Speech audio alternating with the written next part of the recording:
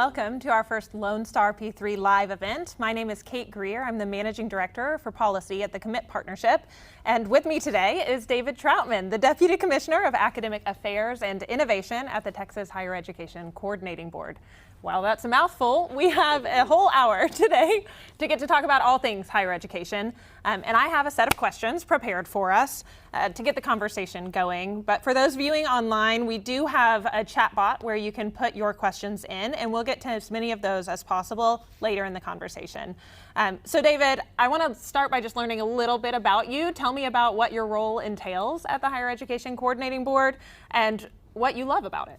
Oh, great. So you might not know what the audience might not know about the coordinating board. So we were established in 1965, and the elected officials had the foresight to really think about how we could create a commission to provide resources, to be a partnership with both 2-year and 4-year publics, and be an advocate to really think through how we could support them as they're supporting students who are interested in pursuing higher education. And so, as the role of the deputy, I have quite a large portfolio. So I have college and career advising, that's Apply Texas, that is My Texas Future. We have student success, so we really try to lift up and identify student success programs that are working at both the 2-year and 4 years. I have digital learning, which is creating open education resources for students so they're not having to pay textbooks. I have academic and health affairs, so that's going to be program approval for all the programs that are offered at our 2-year and 4 years.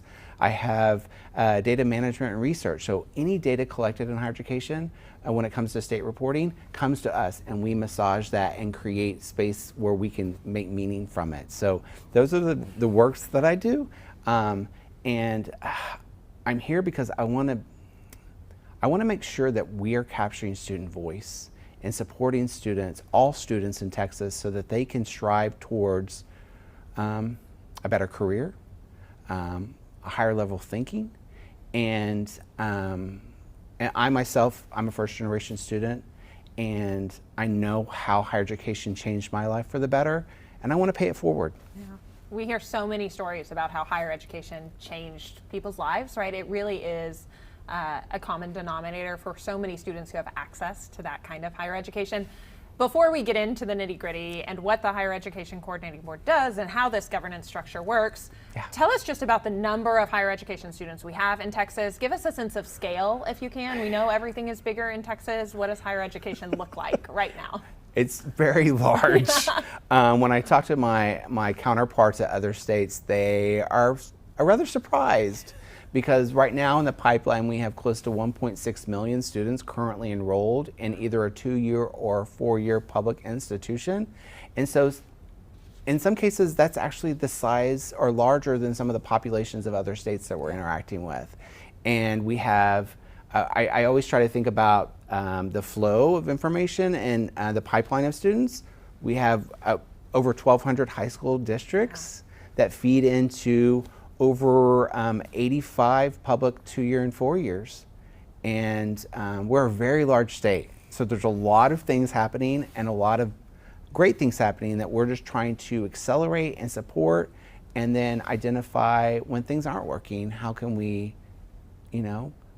figure out ways to improve them. Yeah, I think there's an Edward Deming quote about every system is designed to get the results that it gets, right? Yes. So that's a really good opportunity. And what I love about your position is you're over lots of pieces that contribute to a student's success, and perhaps more importantly, the data track to allow us to better understand that.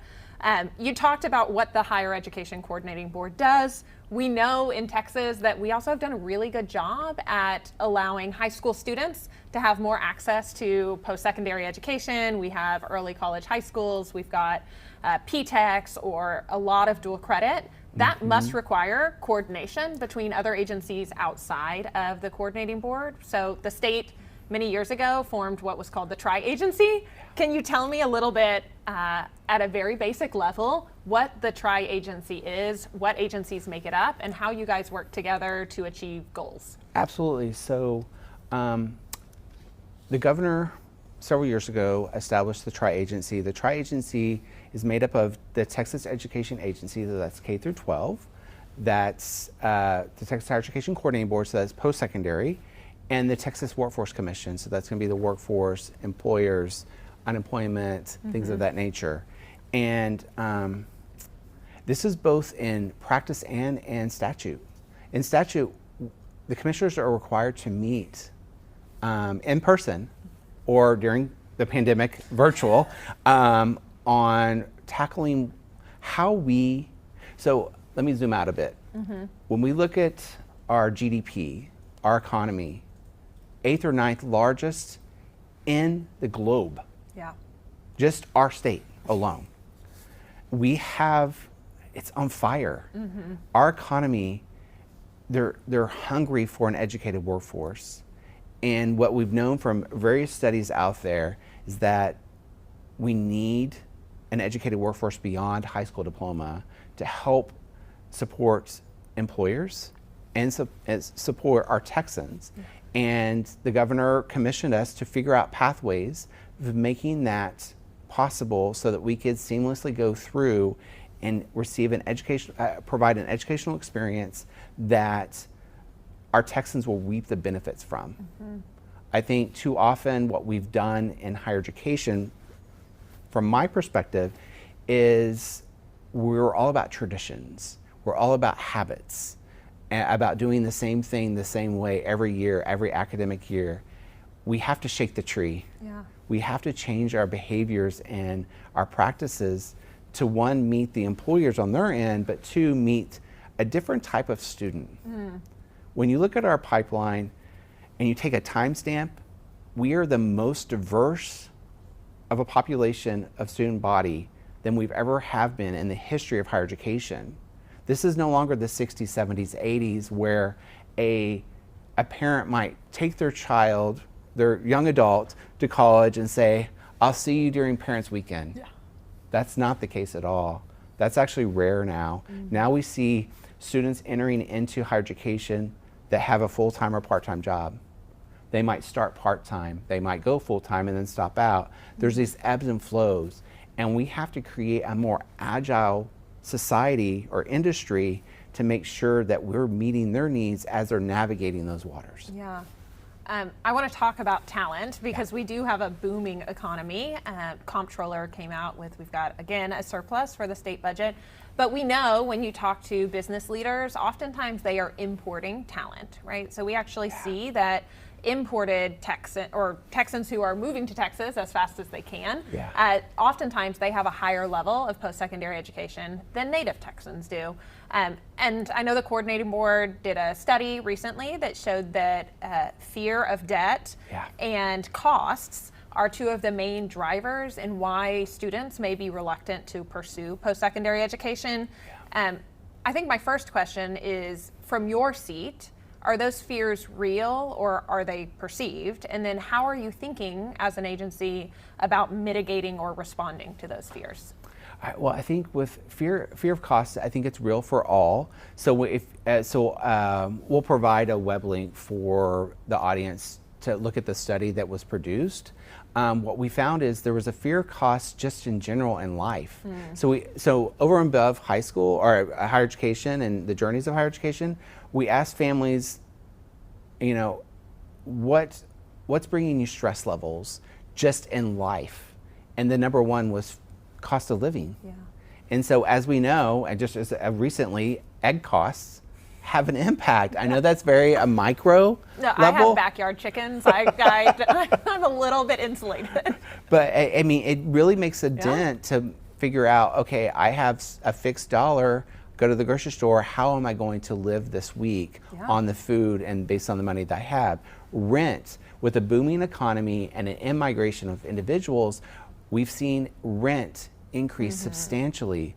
Honestly, I don't know how students are making it currently based on all the cost of livings that take place. And so the key here is making sure that we are transparent. Because one thing I always describe is you might have some clickbait news around a student borrowing $150,000 in debt. It's ruined his or her life. Why would she do that or he do that? One thing I want to let everyone know is that if a student completes in Texas, around 51% of those students do not have debt at all. They're debt free. And we don't focus on that. We focus on those who do have debt. And so we have to drill down and understand manageable debt and also create grants and resources to reduce the cost. And part of the part of the reason why these costs are growing so quickly, tuition and fees have been relatively flat over the years. You know, the governor's committed to say, do not raise tuition and fees. What's happening is time to degree is not improving. So the time it takes, so for example, an associate's degree plan, a program of study is 2 years. The average time to degree right now for an associate's degree in Texas is 5.5 years. So even if tuition is low, if you're having to pay that tuition over 5.5 years instead of 2, that is a real cost that an individual is bearing. Yeah, because I think the challenge is that it's cost of attendance. So that cost of attendance is going to be a quarter of the overall cost of living. Sure. But while you're pursuing a part-time program, you're still paying cost of living. That's not going to reduce. So for example, if you go 6 hours a semester, your tuition bill is going to be a lot lower than going 12 hours. Your landlord's not going to cut a half price because you're going half to school. And so if we could reduce that down to 2 years, it would be much more affordable. And I think the other thing that's complicated, it's complex around financial aid, is it's unique to each family unit based on how much expected family contribution takes place, whether or not students are receiving scholarships, whether or not they're receiving grants, tuition waivers. And so at the coordinating board, we have a better line of sight to understand those types of packaging and how that might differ based on the type of student that's entering into either a 2-year or 4-year. Yeah. So we know that getting students into higher education is a critical tool, right? It's often the gateway to getting a good job is, right? How do we get in and then persist and eventually complete higher education? We also have heard a lot in this space around college readiness, right? So what does it mean to be college ready? There are multiple definitions, even within the pre-K through 12th grade space right now. So you can be college ready per the SAT, ACT, or Texas's version, the TSI. You could also be college ready in the outcomes-based funding definition that Texas passed back in 2019 to say, are you testing college ready and you're enrolling, right? So that's truly, you've shown that you're taking the next step. And then there are definitions that allow schools to get credit for taking one dual credit course or taking a college prep class.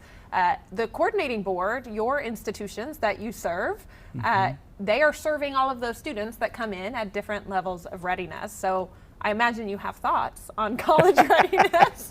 Would you like to share them with us? Yeah, once again, like similar to financial aid, it's a complex construct that you have to wrestle with to figure out what does college readiness mean. Yeah. So there's an academic side that we've solely focused on, whether you hit a test score level, whether you have received a certain score, and I argue that it's a little bit more complex than that.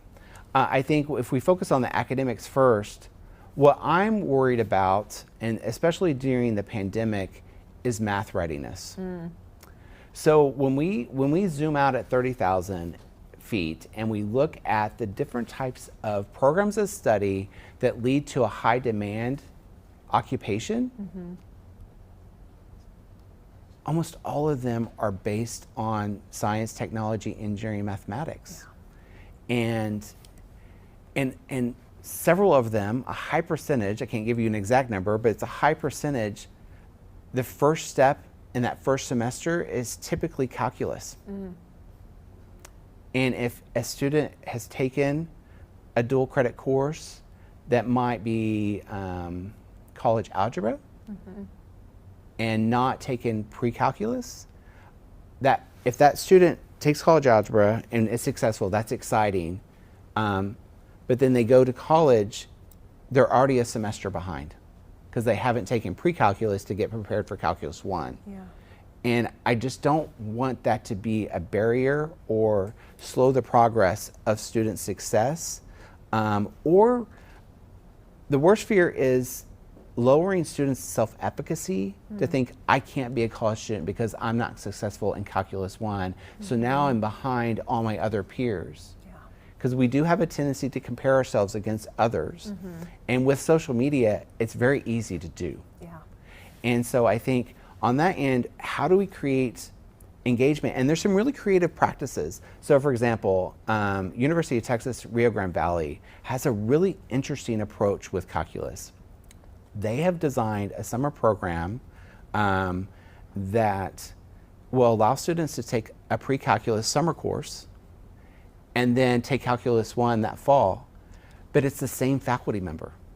For both, for the summer and the fall? Yeah. Okay. So they see familiarity, they know who they're speaking to, they feel more comfortable opening up. And so this is something that we don't talk enough about. College readiness as it relates to life readiness. How effective can you communicate? Do you feel brave enough to say something, raise your hand, go to a career academic advisor, time management? You know, before the session we had a conversation, I was thinking, we act as if a student walks across the stage and gets through the high school diploma, and now you're an adult. Like, I'm magic wand, you're an adult, you're an adult, you can figure it out. That's not the case. It's this maturation process of how we can support the academic side and also the personal side to meet people where they're at. And I think that's where mental health has come into play. Gen Zers are so much more open. So I'm old school, I'm a Gen X. We weren't really discussing mental illness or counseling. It wasn't discussed.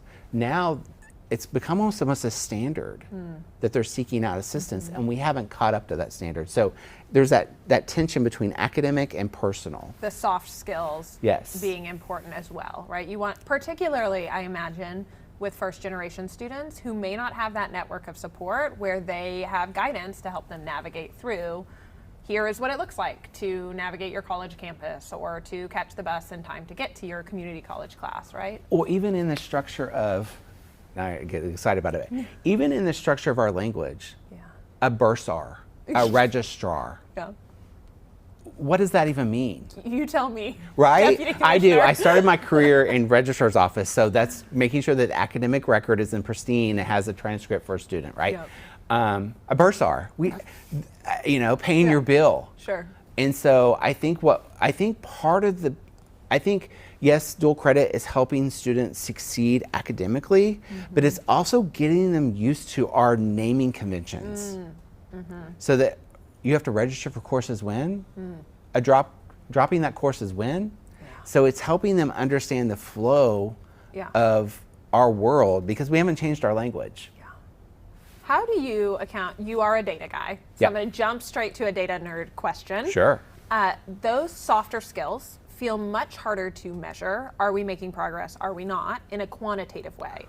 And when I think about the importance of capturing that insight, right? What is driving the issue? Is it that more students are having a hard time? We know remediation rates are increasing on college level courses, right?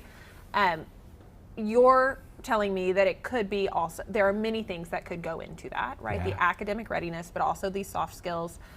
As the head of data at the coordinating board, how do you think about quantifying some of that so we can identify trends and, going back to building systems, supporting students via a system to close some of those gaps?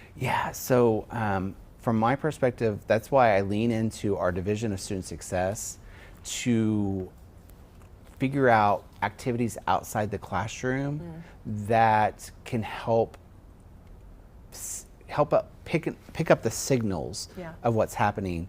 I believe, so yes, I'm a data guy, but I'm also a qualitative guy. Like, I do believe in qualitative research and understanding how we can capture a voice of a student to be able to articulate in a way that's meaningful for that student that then can go into survey measurement so we can actually create a survey that resonates with that current student. We can't assume that we know what's best and what words to use. And I think that's the biggest challenge because we're such a large state. You know, we're so large. I always say this, if you take the state of New Hampshire and graphically move it over the map, it's the size of the city of Houston. Yeah. That's how large we are. And I also talk about ecosystems. We have unique ecosystems in Texas. Yes, we're very proud Texans. We are Texans. But Texans in El Paso versus Houston versus Dallas, it's just different. Yeah. And we have to figure out how we can understand and relate to those students in those systems. Yeah. And I want to get to that and Yeah. the difference in a state the size of Texas and Yeah. the regional differences. Yep. Before we do that, I do want to talk more about this concept of having adults that are equipped to catch student signals. The Strata Education Foundation's State Opportunity Index Yep. found that less than 1 in 4 post-secondary graduates across the country receive timely information, guidance, and support necessary to really understand their options for career education to career pathways. What does that look like in Texas? Are the trends similar, and how should we be? You mentioned My Texas Future. There's a Yeah. lot of efforts in advising. Talk a little bit about that. Absolutely. So we're similar to other states where we're struggling to get that information out in the hands of our stakeholders. So we've created mytexasfuture.org. It is, think of it as like texas.gov. You know, if you ask an adolescent who's turning 16, where do you register to get your license? You know, they know where to go. I would say the majority of them know where they go. Yes. Texas.gov. We've created a website, mytexasfuture.org, that is the texas.gov of post-secondary education, and it's not like traditional 4-year degree education. It's a variety. So when you go to that website, it's going to ask you one simple question. Are you a middle school or high school student? Are you an adult learner or current college student? You click on that button and it changes the content of the website. We're meeting the people where they're at. And then we have modules that are in there to really understand career exploration. There are 6 simple questions that they're asked, and they're both in words and in pictures. And that will let them know, based off those answers, here's some credentials that might be of benefit to you, and here are the institutions associated with that. And then the other thing that we've done when we think about advising and support, I think about the high school counselor. Yeah.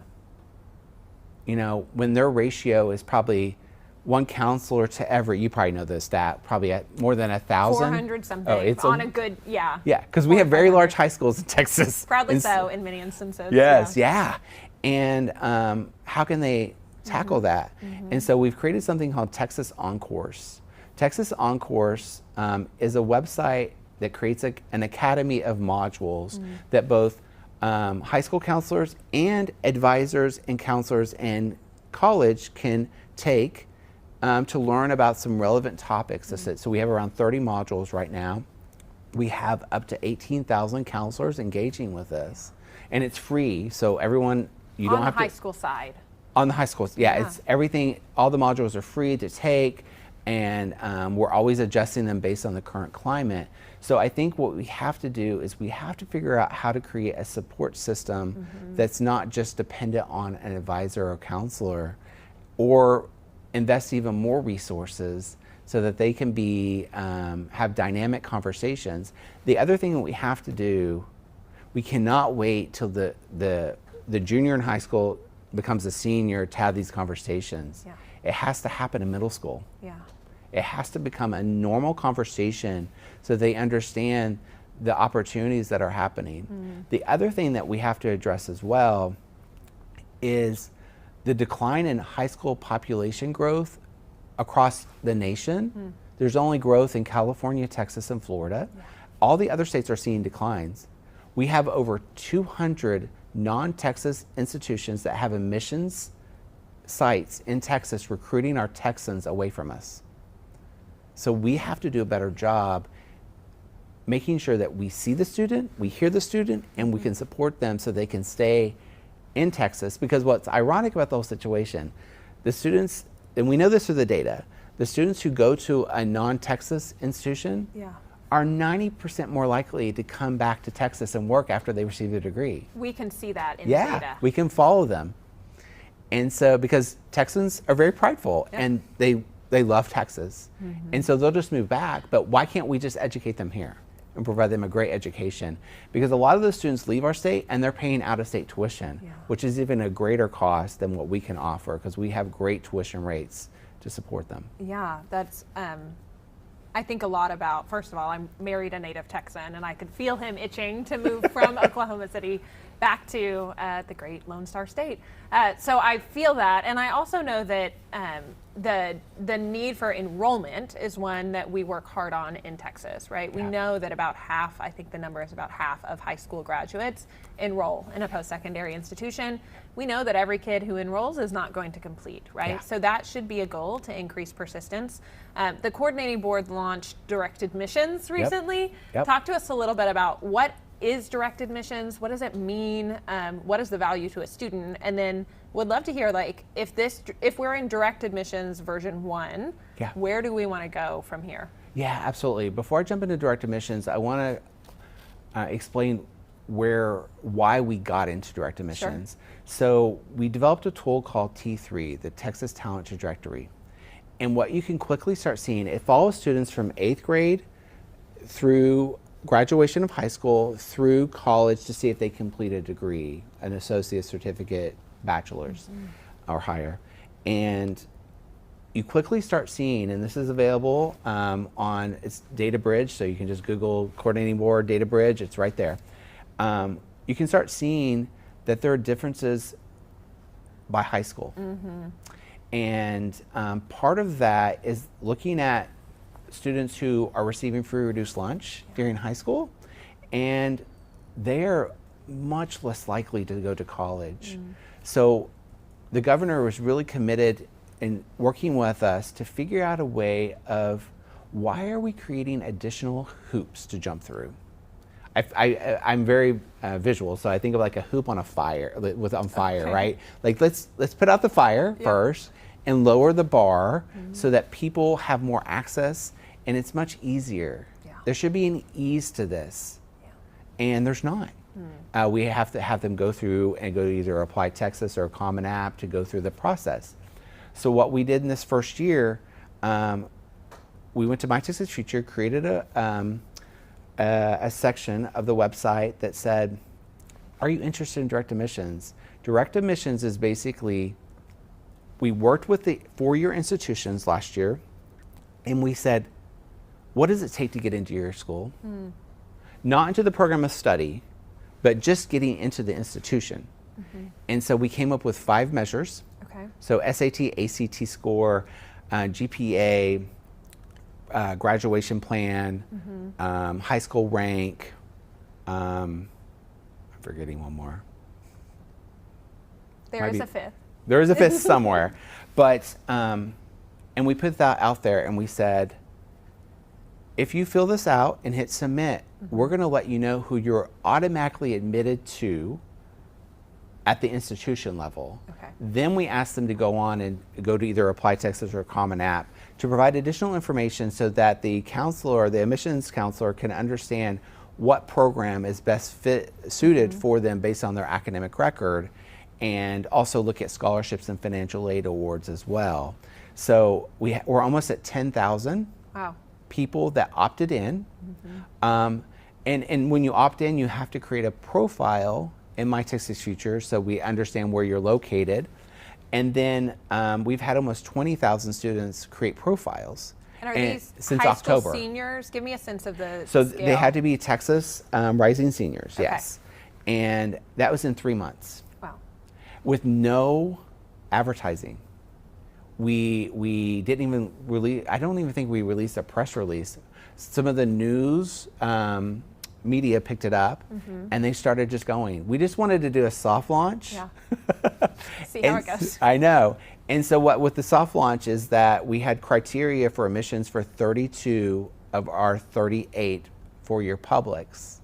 That was including also our flagships of UT Austin and A&M College Station. And on the back end, what we did, which is really important, is once these students sign the consent form to say that they're participating in this, we shared their contact information with those institutions they were admitted to within that same week. So now the admissions officer can reach out to that student to say, it looks like you're admitted to our institution. Yeah. We'd love to have a conversation. We'd love to have a campus visit. We'd love to talk further how to support you. And so what this has been able to do is create a community. Yeah. And so we've been having conversations with the governor about how we even make this larger. So right now we have it estimated around, it depends on the cohort year in high school for both public and charter, but I think we're close to around 375 to 385,000 students. And so he wants that to have that opportunity for all those students this coming summer. That would be a game changer. Yeah. And the students input their information, right? I imagine a lot of that information when we think about, I mean, I don't know, GPA, is that probably varies, right? This is a conversation we have a lot. Yeah, GPA is so complicated in Yeah. Texas because there's no standardization around high school GPA. But what we've been able to do is work with the four-year campuses they vet that back with the student once they've received it. So I forgot to mention this, with our rubrics that we designed for admissions, they're or statements. So it's not that a student has to complete all 5 data elements. They have to have at least one. Oh. Yeah, Okay. so we wanted to make it very simple and easy for people to engage with this. And so we want to go gangbusters with this, right? So phase 2, we're going to continue going on with the optional or the voluntary to submit, but then phase 3, I want to connect it. I want to work with TEA, Texas Education Agency, to connect with data to automatically have it, so it creates true direct admissions. Yeah. You know, similar to how a student might go from middle school to high school, same kind of concept.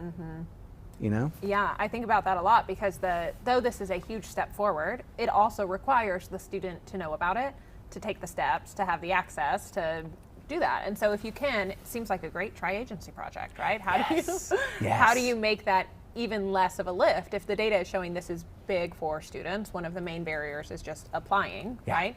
How can you automatically send that signal? You spoke earlier about, like, am I ready for college? Am I college material? Like, if they get an acceptance letter or you've been automatically admitted, I imagine that can jump over one of those big hoops. Yeah, and when we think about high school rank, you know, in Texas we always talk about top 10. Yeah. I'm not necessarily worried about top 10. I'm not even worried about top 25. I'm worried about the 75% of the other students that are just navigating through high school the best they can to receive that diploma. How can we meet them where they're at and create an avenue? Because I want to get the community colleges involved as well and understand proximity of your high school to that community college to say, here are some opportunities if you were able to take a short-term credential that might be 8 weeks or go in and get an associate's, but at least give them the options that they see that are achievable, that create momentum points. I want to move to the state's longitudinal data system, which is something that I had no idea existed prior to joining Commit in 2018. I imagine most of Texas may not be aware of an SLDS. Yep. So tell me what it is, and then I would love to hear how we use that as a state to drive policy or program or practice. Absolutely. So so this is really progressive thinking and the forethought of our elected officials several sessions ago, where they said, let's create a state longitudinal data system and let's connect K through 12 data, post-secondary data, and workforce data into this sort of magnum opus of data. And so it's been going, we have over 30 years of data longitudinally. So David Troutman is, if K through 12, I follow him through post-secondary, follow him through graduate school, follow him into the workforce. I do want the audience to know that we are very thoughtful and de-identifying these data so that it won't say David Troutman. It will have an identifier, and those are masked indicators so that you'll never be able to say, oh, I see David's data, right? And what we've been able to do is create educational research centers. So we have 3 sites. We have one at UT Austin, we have one at UT Dallas, and we have one at the University of Houston. And what they're able to do is to create a site where researchers will put together a proposal and say, I want to do some research to really help Texans, have a Texas impact. And so every quarter, there's a board that reviews those proposals, and then once they're approved, they're given access, virtual access to these websites. We have over 400 current projects going on right now. And so my goal is to really make sure that momentum is going and how we can digest all those findings. Because, so I'm in my job for the last 2.5 years. So, and our agency is in charge of the educational research centers. I don't think we've done a great job creating feedback loops of a researcher going in, finding this amazing finding, and then publishing it and giving us this abstract of what they found. Okay. And there's not been any kind of drive to make that come to life in policy or practice. And so I'm determined to, we're launching in the next month a website so that you can go in and you can search any word, and it's going to give you all the different projects that have been completed in the past 5 years on those data. So you have those findings at your fingertips. And then working with RP3, working with Commit, working with 2036, other entities to get that information out to bring it to life. So I could go in, we talked about college readiness, right? Yep. We could go in and see what studies have been done on right. college readiness using the state longitudinal data system. And That's right. then I would imagine you could also build on that. So if we said, oh, actually, I wonder about this flair on it, then you could go and apply for a research project to dig deeper. Yes, and the power behind the education research centers is that there are full-time employees that will coach you on creating a data set that's relevant to your research questions. Okay. It's not like that you're just on your own. Well, that's what I was going to ask, is Yeah. because it seems like if you are telling me all of this data is out there, and I'm a researcher saying, man, that's interesting, but where do I start? Like, what advice would you give to researchers trying to navigate that system? Yeah, so what will happen during the proposal phase is that we have a panel of experts that will review your proposal to discuss the strengths and weaknesses of that proposal. It's almost like a proposal defense, right? And how you could improve your methodology, or understand that, oh, well, that data set doesn't exist, but how could we work with another agency beyond the 3 to supplemental and support and create more data? Okay. And then I think the other key thing here that I forgot to mention is that the education research centers will, you say you run your report and you have a model or descriptives. Every report will be reviewed to make sure it's FERPA compliant, so that you can't leave with that information to identify a student. So that's always important to show that we're creating you, I call them sandboxes. We're creating a virtual sandbox for you to build your castle, Yeah. but you can't take your castle out, but you can take pictures of your castle out Okay. to make meaning in policy and practice. Yeah. I would love to pick your brain, and what research question do you have that would be your ideal question to ask in the ERC? You could wave your magic wand. Oh my gosh. Oh my gosh. And you could think about it. No, I mean, I have it. I mean, Yeah, let's hear it. I'm asked this weekly. Supply and demand. Okay. You know, workforce needs, and what the workforce needs with an educated workforce versus the supply that we're offering that feed into that workforce. It's both art and science, because it's so complicated. I keep on echoing like the size of Texas. So there are certain states. So we have workforce regions. Yeah. Some states have 6 in their state. Some have like 3. Yeah. We have 28 that really hone in on that business ecosystem about supply and or demand that's needed in that. So I need a team of researchers to sift through this, probably 28, Yeah. to really sift through this to make sure we're providing evidence of need in the workforce and getting that information as early as 8th grade to figure out how we can help them. Because in the 8th grade year is so key because they declare their graduation plan, their high school plan. And if you choose the wrong plan, it really could impact your doors of opportunity. And so we have to start early to educate parents and students. And we have to make sure it's both in English and Spanish so it resonates with all Texans. Yeah. One more question on the SLDS. Yeah. I do know LONESTARP3 proudly has power users of the system, really smart researchers. How can they share their experience, and how can the coordinating board engage in a process to continue to support users and enhance functionality? Yeah, so I think the key here is stakeholder engagement. And so I've been interacting with RP3, and this is just as of recent. And I want to make sure I have the right pulse. Because while I said earlier that higher education has a tendency to be stuck in their ways, our data infrastructure is all that way as well. So the way I envision a data set, I see it as this organic entity that builds on previous learnings and enhances those data sets over time. So if there have been 30 studies on college readiness, why do you have to start from scratch?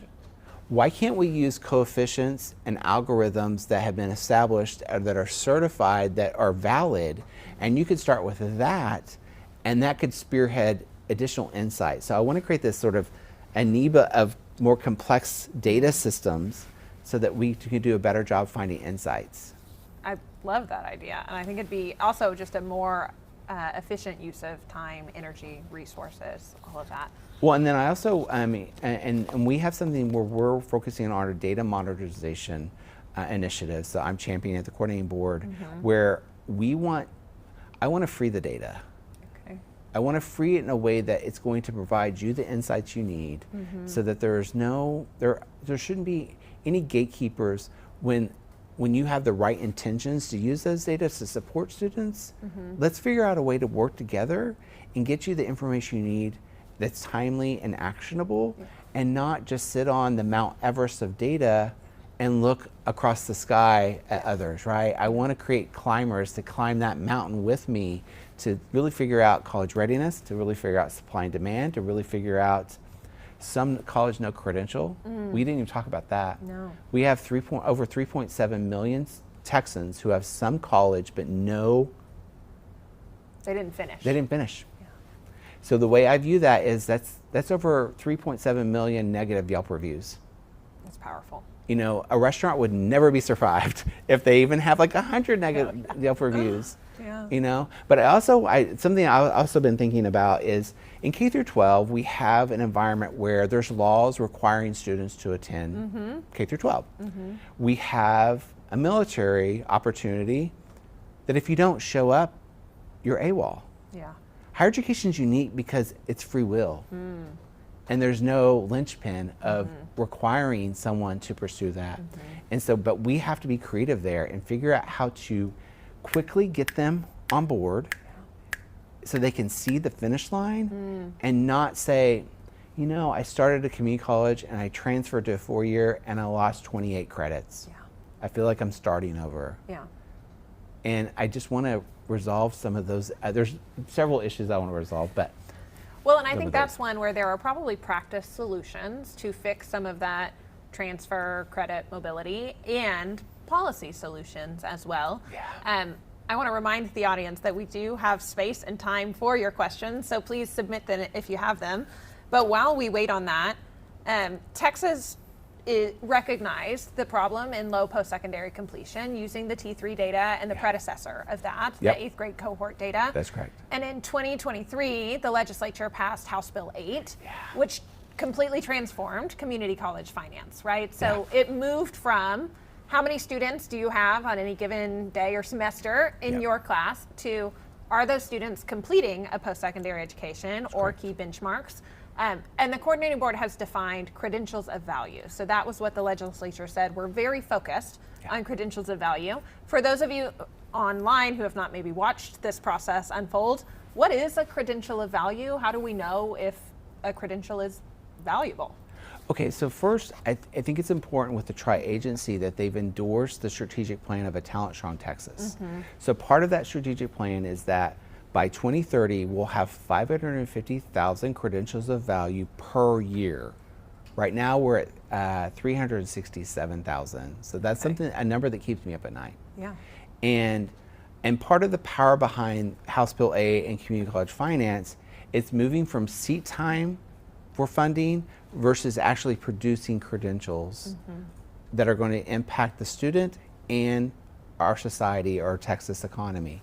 So when you roll it up to sort of a basic term of credential value, the simple question is, are you better off?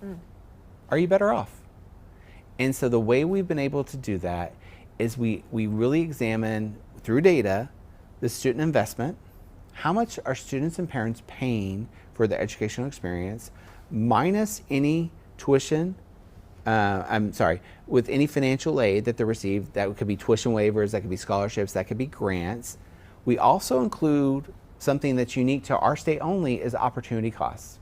So opportunity costs are foregone wages.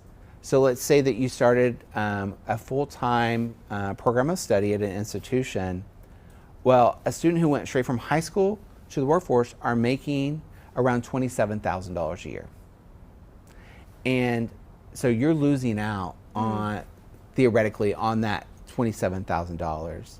But you might be part-time, you might be working part-time, so we can deduct that. So we can figure out the delta of lost wages, and we're following you over time to see how much cumulative lost wages you've had on top of the investment being made. And then we ask ourselves, you graduate with a credential, when do you break even? Over and above the high school graduate went straight into the workforce. And we can tell you that in the data. And if you break even within 10 years, which I think might be too liberal, but that's a start. Yeah, I want to talk about 10 years. Okay. Break even in 10 years, then we're considering that you've recouped your investment, you've recouped your opportunity costs, and now you're doing better off. And what's fascinating is that when we look at the data, a lot of these programs of study at the associate's degree or lower, certificates, Cert 1, Cert 2, they're breaking even much faster than I expected. So for example, a student who receives an associate's degree in sort of an applied in engineering or an associate's degree in a nursing element, nursing field, healthcare, they're breaking even within 2 years. And by year 10, the delta between what they're making, cumulative earnings, versus what a high school graduate's making can be up to $200,000. So it's showing this exponential growth of earnings, whereas we see, so this is the audience, if you go straight from high school to the workforce, your earnings year to year are relatively flat. Versus if you receive some type of credential, we see this upward mobility of earnings potential. Yeah. I think often, because we know how few students actually have something beyond a high school diploma, there may be a lot who have stopped out, but when you look at that actual tool that will give you something, it causes me to reflect on where would I be if I were still doing the job I did when I was in high school, because it was the only job I could get, right? Yeah. And we know that, though you and I are sitting in this great room having this great conversation, there are many students in Texas that have not yet cracked that opportunity to get that kind of education. Digging in on credentials of value a little bit more, let's start with the 10-year question. You said it might be a little bit too liberal, too generous. 10 years also probably differs if it's a full two-year associate degree or a short-term credential. How is the agency thinking about refining this over time, right? It's always a balance between letting something as transformative as House Bill 8, like giving colleges a chance to adjust to that, right, and build programs. We want them to be responsive, but also long-term recognition of continuous improvement is a good thing. So how is the coordinating board thinking about that? Yeah, so we've been talking about it a lot lately because we have a new commissioner, Commissioner Wynn Rosser. Really excited for him to be on board. And this is an opportunity with a new commissioner to potentially do a refresh on a strategic plan to think through things. So we're just having conversations about that. But what you said was really important. We made a major change with House Bill 8, major.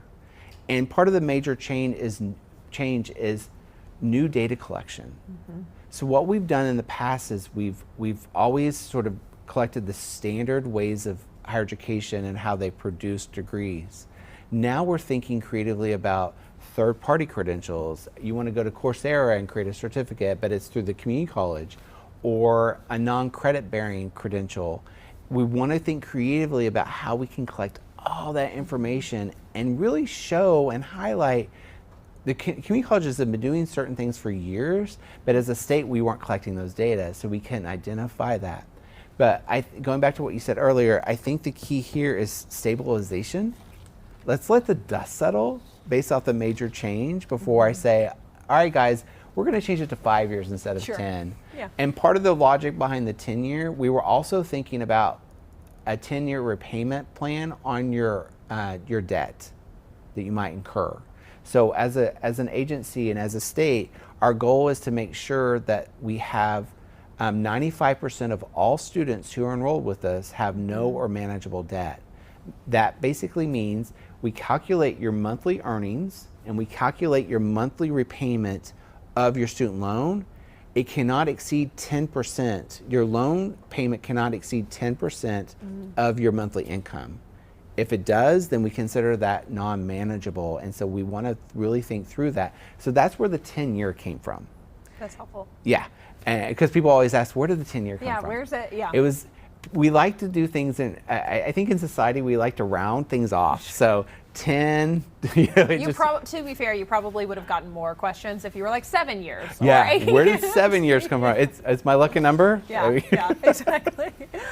We are winding down on time. I would love to just know, you've been in your role for 2.5 years. Yeah. You've been in higher education for more than that. Yeah, a long time. All the gray. We're also at a pace where things change rapidly. Yeah. You talked about supply and demand. Yeah. What is keeping you up at night when you think about your role and the opportunity that you have to shape the future of Texas? I think what keeps me up at night is that our completion rates aren't great. So we have a commitment at our agency to disaggregate by race, ethnicity, gender, and family income status. We also want to understand the different regions of our state to look at rural versus metropolitan.